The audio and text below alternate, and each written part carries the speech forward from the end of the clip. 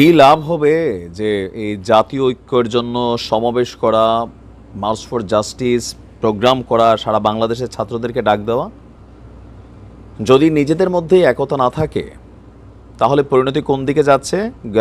গেল এক সপ্তাহে আওয়ামী লীগ, যুবলীগ, ছাত্রলীগ যেভাবে রড, লোহার পাইপ, লাঠি হাতে বিভিন্ন জায়গায়, হেলমেট পরে, মোটর বাইক দিয়ে কোলে করে তুলে নিয়ে মাটিতে ফেলে, কখনো বা বুটের আঘাতে যেভাবে অত্যাচার করছে, ভয়ানক একটা দিন কিন্তু আসতে যাচ্ছে।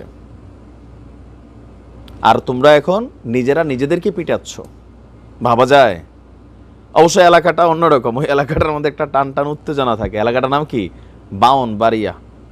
হ্যাঁ, এটা ব্যাটারি গলিন, এটা ব্রাউনবাড়িয়া। তো আসলে ব্রাউনবাড়িয়াতে সম্ভবত আমরা এই প্রথম দেখলাম যে এক সমন্বয়ককে আরেক সমন্বয়ক বেধড়ক পিটাইয়া আহত করার অভিযোগ। তো এগুলো দেখা আসলে বাংলাদেশের মানুষ কিন্তু হতাশ। দেখেন, আমরা এগুলো কেন আলোচনা করিবার সামনে আনি? এগুলো ছাত্রলীগের মধ্যে দেখতাম যে একজন আরেকজনের ক্ষমতার জন্য মাইটটার সেই লেভেলে, যেগুলো আমরা এখন এই ছাত্রদের মধ্যে একটা একাংশ দেখছি।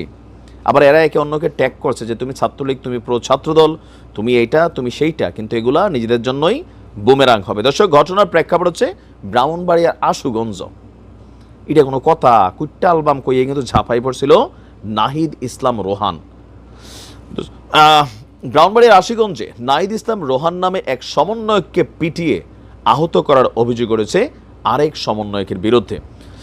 আর আপনার 24শে জানুয়ারি সন্ধ্যায় এই ঘটনা ঘটেছে। বাংলাদেশের প্রথম সারির গণমাধ্যম দৈনিক ইত্তেফাক বলছে, ঘটনার পর আহত নাহিদ ইসলাম রোহানকে প্রথমে আশুগঞ্জ, পরে আশঙ্কাজনক অবস্থায় ঢাকায় প্রেরণ করা হয়েছে। চিন্তা করছেন কি পরিমাণ পিড়াইছে?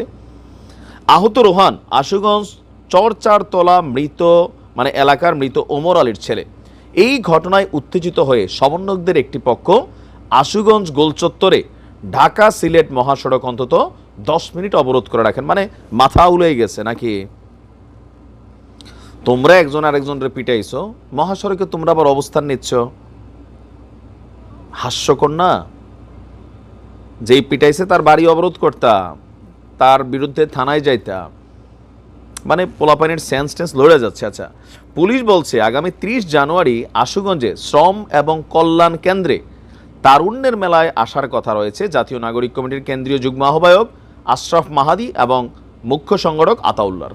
কিন্তু মিশেল নামে সোহাগপুর এলাকার এক সমন্বয়ক তাদেরকে আশুগঞ্জ তারুণ্যের মেলায় আসার বিষয় নিয়ে ফেসবুক গ্রুপ মেসেঞ্জারে প্রতিহতের ঘোষণা দেন। দেখছেন কি যে বিশ্রী অবস্থা।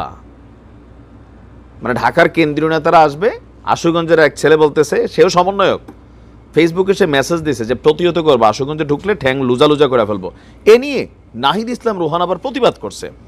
প্রতিবাদ করলে সোহাগপুর গ্রামে মিশেলের নেতৃত্বে একদল যুবক রোহানকে পিটিয়ে আহত করে, পরে তাকে আশঙ্কাজনক অবস্থায় আশুগঞ্জ থেকে ঢাকায় পাঠানো হয়েছে। এই ঘটনার পর উত্তেজিত জাতীয় নাগরিক কমিটির আশুগঞ্জ উপজেলার সদস্যরা এই ঢাকা সিলেট সড়ক অবরোধ করেছেন। তো এখানে আবার ওই যে ঘুরাফিরা ট্যাগ চলে আসছে। জাতীয় নাগরিক কমিটির আশুগঞ্জ প্রতিনিধি, আশুগঞ্জ সমন্বয়ক জয়ন্তী বিশ্বাস বলছে, হামলাকারী মিশেল ছাত্রলীগের কর্মী সে ছিল, এখন সেও তো সমন্বয়ক। সেই সমন্বয়করা আমরা তাকে গ্রেফতারের জন্য আলটিমেটাম দিছি, গ্রেফতার না করলে কঠোর আন্দোলনের ডাক দেওয়া হবে। এখন এই যে ওদিন আমরা বৈষম্যবিরোধী কেন্দ্রীয় কার্যালয়ে যে মারামারির ঘটনা ঘটলো, সেইখানে যারা ওইখানে গেছিল কেন্দ্রীয় অফিসার, তারা বলতেছিল যে তোমরা ছাত্রদল, ছাত্রলীগ, ট্যাগ। এখন দেখেন এই যে ট্যাগিংয়ের খেলা, তো লারা দিলে তো এরকমই হবে। এই সমন্বয়কদের অধিকাংশ ছাত্রলীগের সাথে কানেক্টেড ছিল। সার্জিস্ট্রে বলেন, বাকিদেরকে বলেন যারা ছিল, যে হাসনাত টাসনাত, তারা তো ছাত্রলীগের কর্মীই ছিল। তো সেই হিসাবে অনেকেই ছাত্রলীগ, এখন তো তারা পরিবর্তিত বাংলাদেশে বৈষম্য বিরোধী সমন্বয়ক। তারা এখন কোনো কিছু হইলেই ছাত্রলীগ ট্যাগ দিয়া, এগুলোতে মানুষ কিন্তু প্রথম 2-1 দিন হয়তো এগুলো নিছে। এখন কি মনে হচ্ছে যে তোমরা তোমাদের কি পিড়াচ্ছ, ছাত্রলীগ বলতেছ। আবার এই ফাঁকে ছাত্রলীগও মাঝে মাঝে কিন্তু রড, পাইপ টাইপ দিয়ে কাম সেটা দিচ্ছে।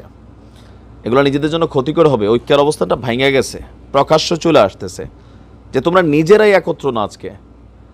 আবার তোমরা বলতেছো যে আমাদের জন্য আগামী দিনে ভয়ঙ্কর পরিণতি। ছাত্রলীগও বলতেছে ছাত্রলীগ আসবে, রাজপথ কাঁপাবে, সমন্বয়ক মৃত্যুর জন্য প্রস্তুত হও। তো তোমাদের মধ্যে এই বিভাজন তো ভাই কপালে দুর্গতিটাই না আনবে। এক থাকো, এক। তবে এক থাকা বড় কঠিন, যেখানে ক্ষমতা, চেয়ার, অর্থ, বিত্ত, হ্যাঁ আসসালামু আলাইকুম ভাই, এগুলা মানে অ্যাভয়েড করা খুব কঠিন। এতদিন হয়তো অনেক সাধারণ ছাত্ররা এগুলো দিয়ে আসছে, এখন যখন হঠাৎ করে পাওয়া শুরু করছে একটা পুনপুন্না ভাব চলে আসছে শরীরে, অনেক জায়গায় এরকম হচ্ছে। বাট এগুলো কন্ট্রোল করতে হবে, নয়তো পরিণতি ছাত্রলীগের চেয়েও খারাপ হবে। ভালো থাকুন, আসসালামু আলাইকুম।